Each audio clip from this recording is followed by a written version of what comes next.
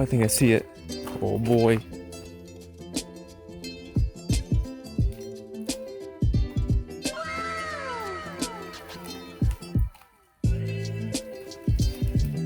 Get your hands off me, woman!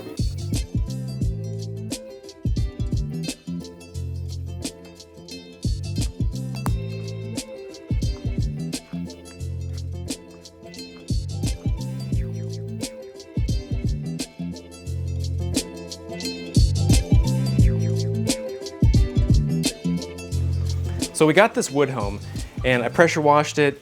It looks really good, like it's very solid, very nice, dense piece of wood. But this thing is so big.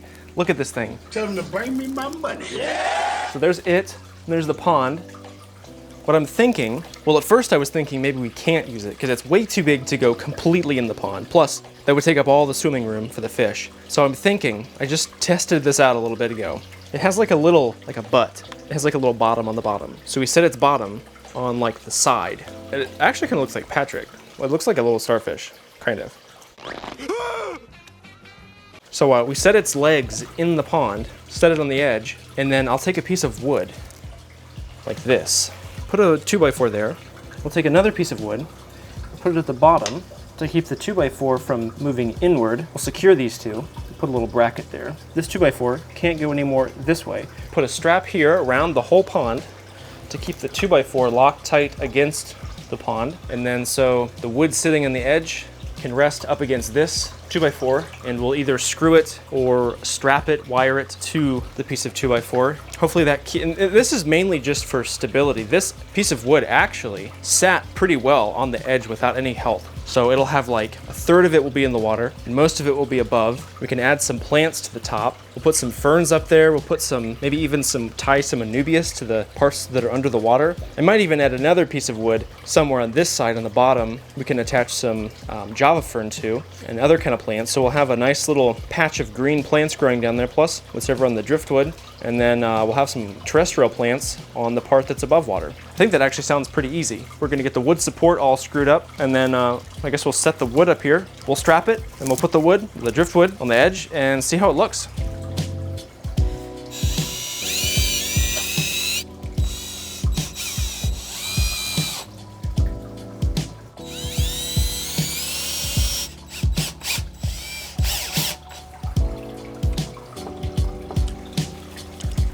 Well, if this is big enough.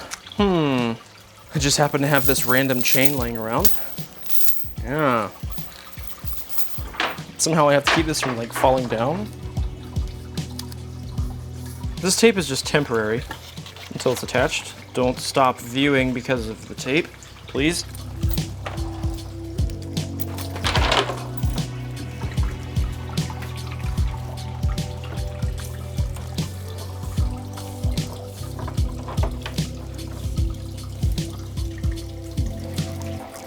All right, sort of like first test here. This might not work at all.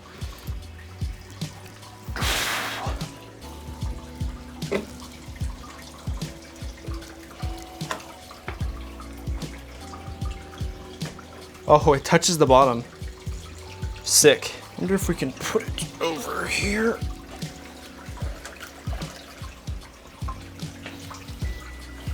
That's actually pretty stable. That's a lot more stable than I thought it was going to be.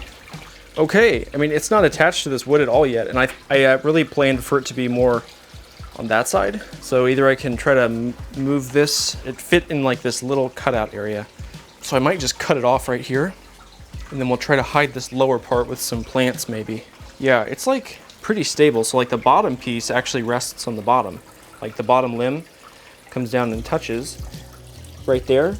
So unless that breaks off, you know, the stability of this is pretty solid. It's like sitting 85% on this, 10% on this, and then last 5% is just being like sort of leaned against this little 2x4. We'll have to fix the strap because that's not very pretty, and then cutting this off. That's not too bad. It's very tall. I guess we could keep this here, and then we could just attach the Monstera to it. It'll give it even a little bit more height to climb up to, in case we didn't want it to, we could put something else. We'll see. But that's a good start. That's looking nice. We'll get a different light, because this is, either we need to make it higher, or something, because that's in the way now. Sweet. I got the Monstera wrapped a little bit around the side, so it can start to climb up here, and eventually these leaves will turn and face normal directions. Like, it was sort of laying on its side before, so some of these leaves are like upside down, but they'll eventually right themselves and turn up to face the light, so it'll start looking a little better. I'm thinking we put a couple ferns maybe in the future on the side, maybe like a little fern in there too. Maybe add a little hanging pot, see if we can get some kind of a water pot, move the filter, even change the filter, but we'll put a little pot right here with some water plants.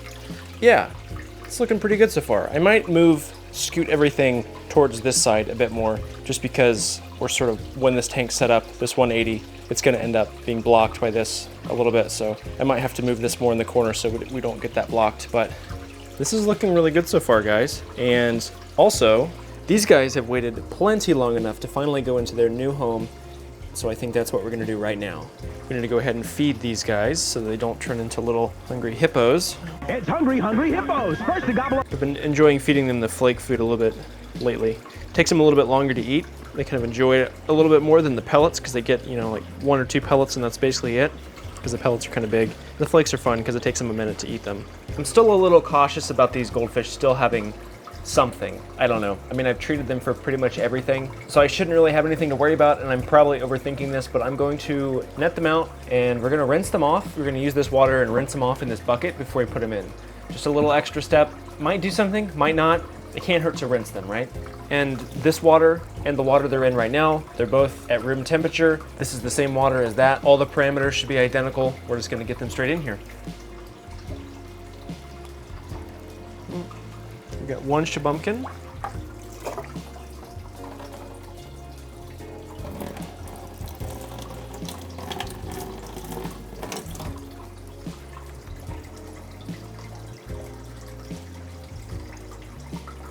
Come on, bud.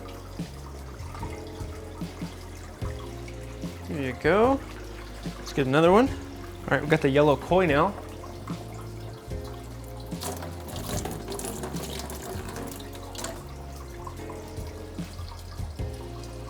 Oh, he looks so good in here.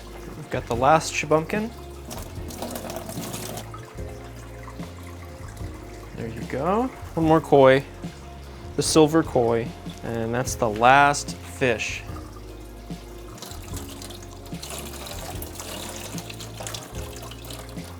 Get him in. We're just gonna give him a little bit more food so they've got something to do. They're definitely checking them out.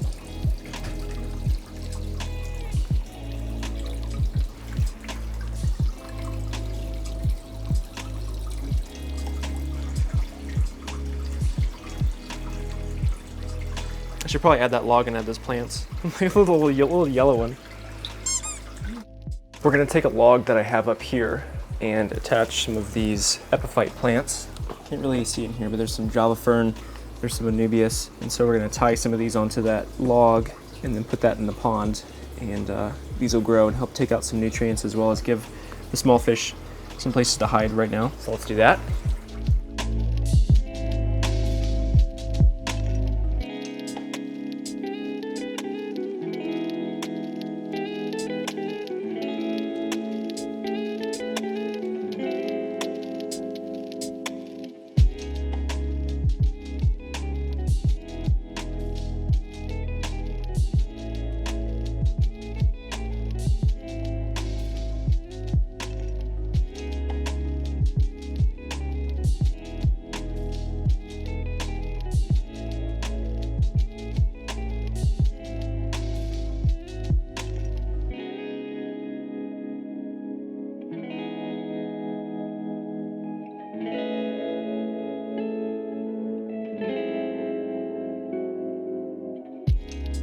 We're gonna need some names in the comments for all 6 fish.